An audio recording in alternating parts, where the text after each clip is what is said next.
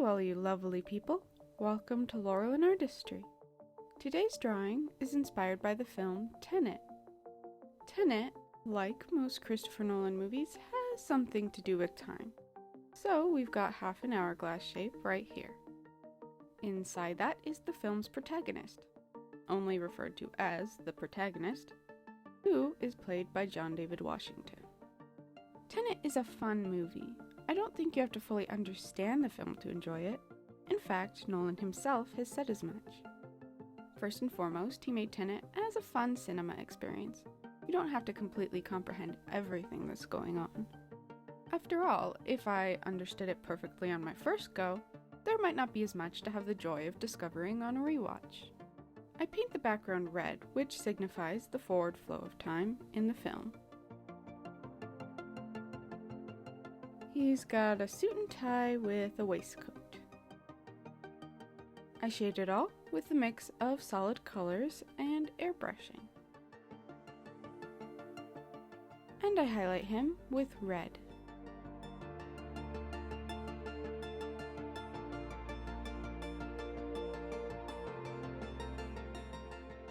I try to figure out how to best make him stand out from the background more.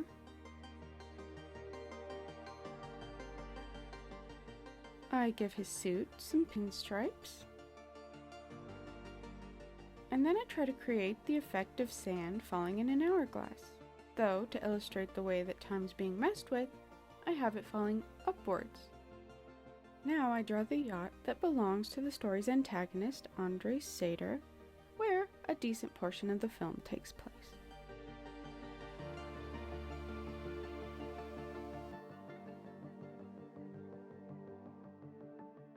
I color in the sand, which I have sort of morph into the water.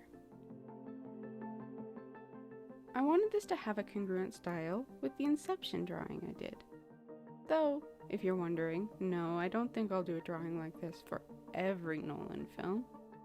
Unless Nolan asked me to or something.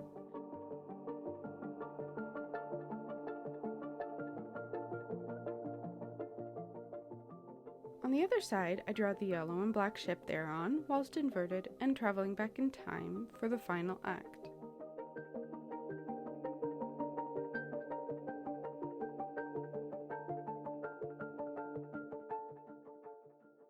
I draw a shadow of the ship, draw some waves, and then add a number of wind turbines.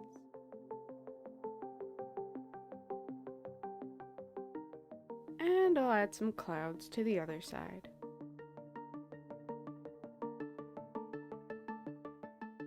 I added a clock here, a reference to the one in the interrogation scene at the start, although I'm too lazy to try and draw the exact font of those numbers, so I just use something kind of close.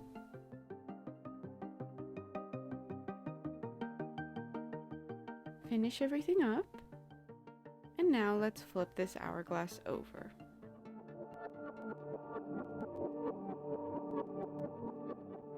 This side is blue, which represents the inverted time. I draw some little guys who are doing their temporal pincer movement. Again, red's forwards, blue is reversed.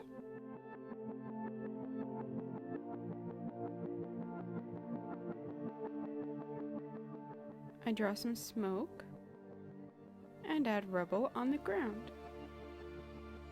I draw a bunch of brutalist Soviet structures, including a number of these interesting rectangular arches.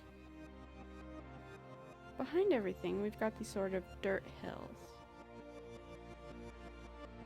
And there is the one building that we see reassemble and then get blown up again, because it's shot with an inverted weapon and a normal weapon at the same time, but I couldn't really capture all that in a drawing. I did draw a cute little rocket though.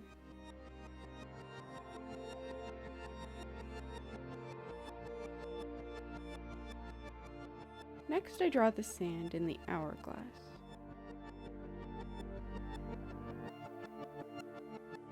I drew these rectangles that were sort of meant to suggest a corridor that is lit in either red or blue. And here's Neil, who is played by Robert Pattinson. I put an oxygen mask on him, of course, to show he's inverted. He's also doing that Tenet hand gesture. I draw him, well, pretty much the same way I drew the protagonist, but with blue lighting. Through the use of time travel and the questions on its ramifications that are posed, we see a difference in the philosophy between those who want to destroy the world and those who want to save it. On the one hand, we have those who see themselves as not beholden to the past, not beholden to anyone or anything, arrogantly believing that they can wage a war on, shape, and destroy the past, yet remain unscathed themselves. Or a man who wants total dominance and control, who wants to be the ultimate master of his fate, as well as the fate of the whole world. On the other side, we have a notion that there is an order to everything, and we are not above the mechanics of the world, that things will happen how they will happen, but that is no excuse for inaction, because it is still through our actions that things are accomplished. Nolan seems to have a pattern of depicting the attempts to shape reality to your will and to cling firm to control as destructive, whilst showing that letting go of that need is freeing. And there we go, done with the second half of the hourglass.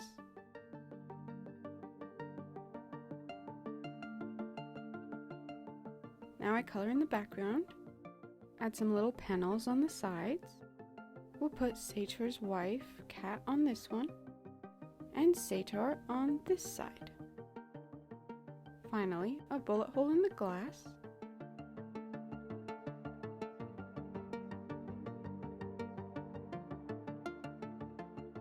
Some last little adjustments, and there we are.